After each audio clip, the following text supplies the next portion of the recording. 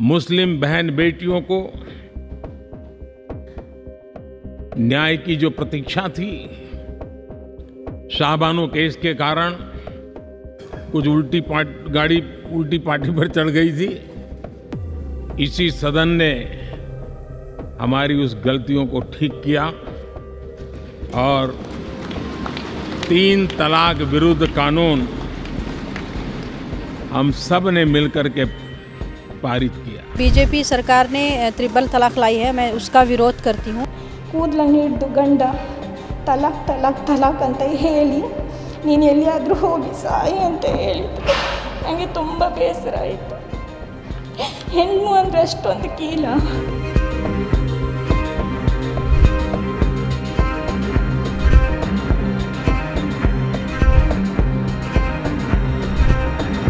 (2019) के 3 तलाक क़ानून के नफाज के बाद ये समझा जा रहा था कि मुस्लिम ख़वातीन की हकीकी आज़ादी की राहें अब हमवार हो गई हैं, लेकिन आए दिन की रिपोर्ट्स बताती हैं कि इस कानून से मुसलमानों में एक मनफी रुझान का इजाफ़ा हो गया है और ख़ास तौर पर 2 अहम नताइज जो सामने आए हैं, उनमें एक तो ये कि ट्रिपल तलाक केसेस में FIR दर्ज करने की मुश्किलात और दूसरे ये कि तलाक के बग़ैर ही बीवियों को छोड़ दिया जाना।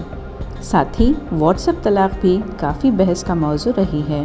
बेंगलुरु में 19 सितंबर को सुलिया पुलिस ने एक शख्स के ख़िलाफ़ मुकदमा दर्ज किया है जिसमें व्हाट्सएप पर बीवी को 3 तलाक दी गई।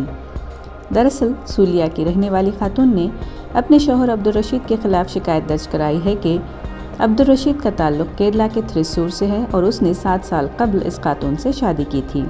इस जोड़े की 2 बेटियां भी हैं। मुलज़िम 2 साल कबल बीवी को बैरून मुल्क ले गया और उनके दूसरे बच्चे की पैदाइश पर वो वापस इंडिया आ गई। इस जोड़े के दरमियान गुज़िश्ता 6 माह से इख्तिलाफ़ात हैं जिन्हें दोनों ख़ानदानों ने हल करने की कोशिश भी की, लेकिन इस शख्स ने अपनी बीवी को व्हाट्सएप पर 3 तलाक दे दी। बताते चलें कि पिछले दिनों बेंगलुरु से ही एक मुस्लिम खातून शबाना ने अपने शौहर मोहम्मद हुसैन के ख़िलाफ़ 3 तलाक देने के बाद शबाना और उनके 2 बच्चों को घर से निकाल देने पर पुलिस में शिकायत दर्ज करवाई थी। शबाना ने वायलेंस, जबरी इसक़ात हमल और पैसे बटोरने का इल्ज़ाम लगाया था। 3 तलाक एक ऐसा जुर्म है जिसमें 3 साल कैद और जुर्माना हो सकता है। One thing that we state is that the law that criminalizes triple talaq is not correct. Certainly triple talaq as a practice is something that is incorrect and it is something that should not take place.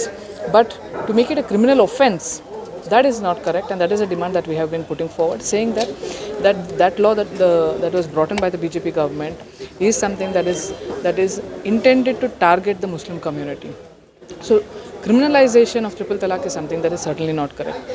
At the same time, of course, triple talaq as a practice is something that has to be relooked at.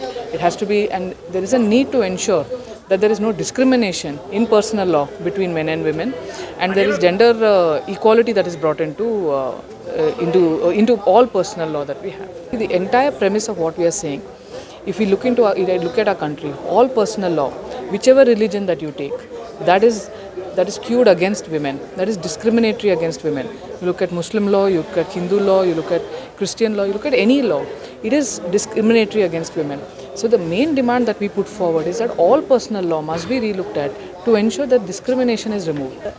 एक जो incident हुआ है WhatsApp में triple तलाक हुआ है, उसके सख्त ख़िलाफ़ हूँ, क्योंकि मैं नहीं मानती कि एक व्हाट्सएप के ज़रिए से ट्रिपल तलाक और 1 टाइम में 3 भी दे दिए तो हो गया। मुझे लगता है कि जैसे आप खुले के लिए वक्फ़ा देते हैं, वैसे भी उसी 3 तलाक के लिए भी 3 वक्फ़े देने चाहिए और उसकी जो दिमागी संतुलन होता है वो सही रहना चाहिए। ऐसा नहीं कि वो गुस्से में आया या पी कर आया या घर का उसकी दिमागी कंडीशन क्या होती है वो सोच के वो अपनी मर्ज़ी से दे देता है।